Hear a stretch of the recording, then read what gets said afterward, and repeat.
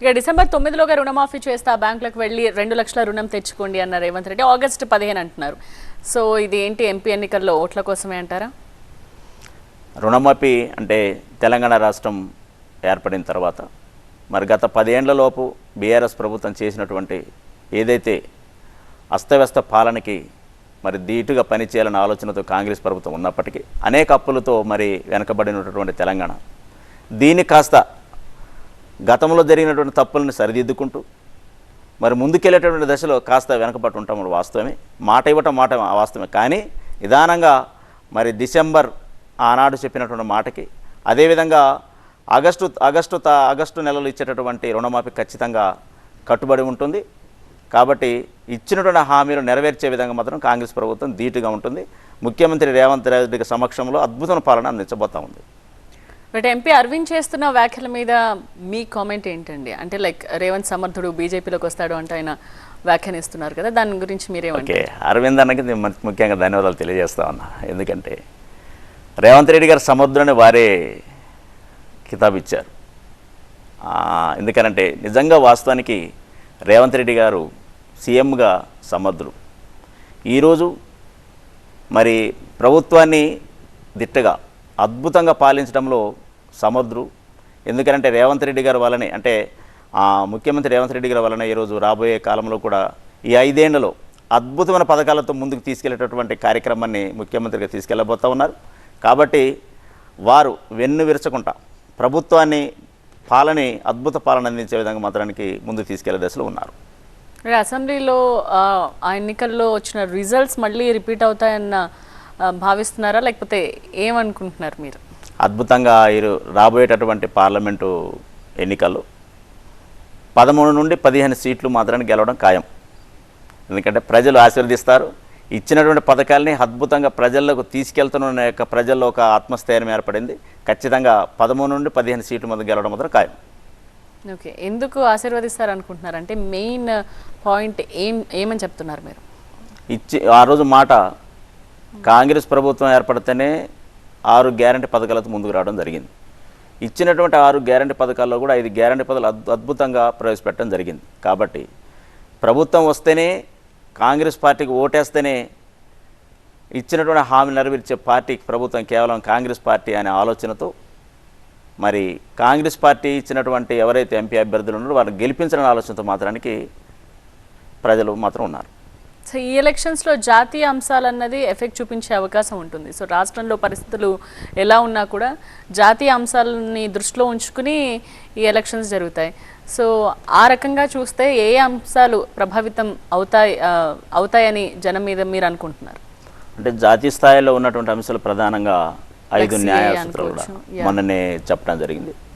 అంటే యువజన విభాగానికి కానీ, అదేవిధంగా రైతు న్యాయ కానీ, అలానే శ్రామిక న్యాయ కానీ, ఇలా ఒక 5 అంశాల మీద ఈరోజు మరి ఇండియా అనే కూటమి ద్వారా ఏర్పడినటువంటి సందర్భంలో ఖచ్చితంగా కేంద్రంలో కాంగ్రెస్ ప్రభుత్వం వస్తేనే సాధ్యమైందనే ఆలోచనతో మాత్రం ఈరోజు ప్రజలు మాత్రం ఖచ్చితంగా ముందంజలో ఉన్నారు. రైట్, బీజేపీ కూడా అంతే ధీమాను వ్యక్తం చేస్తూ ఉంది. మోదీ ఉంటేనే అభివృద్ధి సాధ్యం, మోదీతోనే దేశం అభివృద్ధి చెందుతుందని వాళ్ళు గట్టిగా చెప్తున్నారు.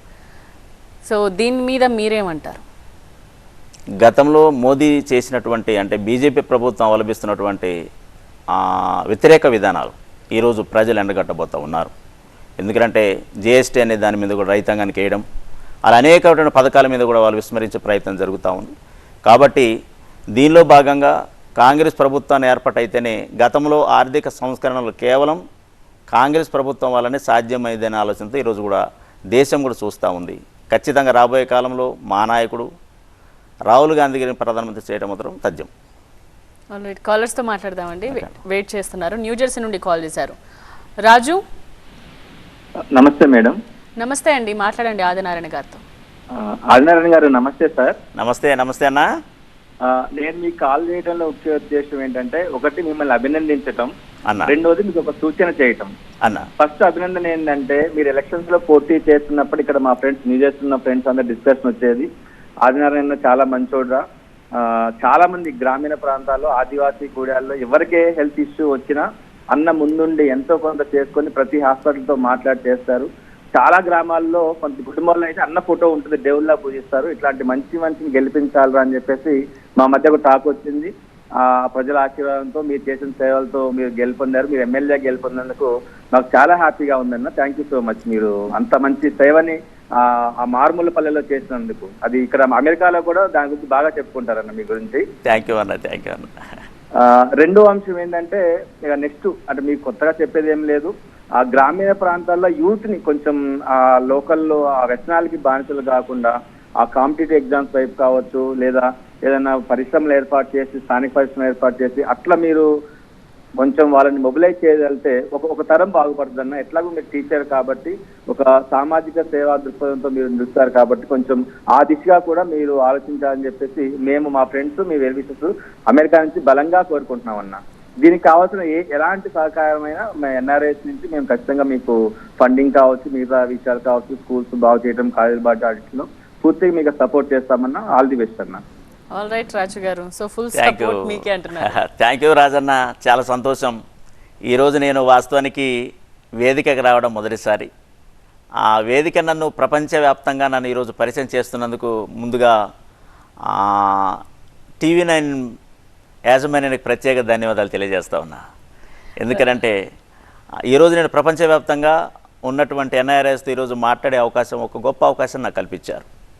నేను చేస్తున్నటువంటి పని విధానం, నేను ప్రజలతో ఉన్నటువంటి మమేకాన్ని ప్రపంచానికి తెలియాలి అనే ఆలోచన ఒకటి నాలో ఉండటం, నేను నా నియోజకవర్గాన్ని అద్భుతంగా తయారు చేయాలనే ఆలోచనతో కూడా మరి నాకు రీసెంట్గా నేను వచ్చే నెలలో 24 నుండి 27వ తారీఖు వరకు జరిగేటటువంటి తానా మహాసభలకు నేను హాజరవబోతాను అమెరికాకి. దానికి కూడా నాకు ఆహ్వానం రావడం జరిగింది. దానిలో భాగంగా అక్కడ మీ దగ్గర ఖచ్చితంగా వస్తానన్నా, నేను మిమ్మల్ని నేను కలవబోతా ఉన్నాను. ఎందుకనంటే మీరన్న విధంగా నా యొక్క 10 ఏళ్ల కాల రాజకీయ అనుభవంలో ఎక్కువగా ఆరోగ్యరీత్యా ఉన్నటువంటి కుటుంబాలు ఎన్నో పరామర్శించిన, ఎన్నో గుడిలను సందర్శించిన. వాస్తవాన్ని మీరు అన్నట్టు నాకు రాజకీయంగా ఒక పదవి ఉండలేదు, అదేవిధంగా ఆర్థికంగా డబ్బు లేనటువంటి నేను ఒక నిరుపేద రాజకీయ నాయకుడిని. అయినా సరే ప్రజలు నన్ను ఆశీర్వదించి ఈరోజు నన్ను ఒక ఎమ్మెల్యేగా నన్ను గెలిపించినందుకు ముఖ్యంగా నా నియోజకవర్గ ప్రజలకి అందరికీ కూడా పాదాభివందనలు తెలియజేస్తూ ఉన్నా. దానిలో భాగంగా మీరు ఏదైతే యువతని తయారు చేయాలని ఏదైనా కోరారో, నేను ఖచ్చితంగా రాబోయే కాలంలో మీ అందరి యొక్క సలహాలు సూచనలు తీసుకుంటూ, సలహాలు సూచనల మేరకు నియోజకవర్గంలో యువతని అద్భుతంగా అటు స్టడీ సర్కిల్లో కానీ గ్రూప్స్లో కానీ ఖచ్చితంగా తయారు చేయాలని ఆలోచన కూడా నేను ఒక యాక్షన్ ప్లాన్ తయారు చేస్తూ ఉన్నాను. మీ సలహాలు సూచనలు ఖచ్చితంగా తీసుకుంటానని చెప్తున్నానని తెలియజేస్తా ఉన్నాను మీకు.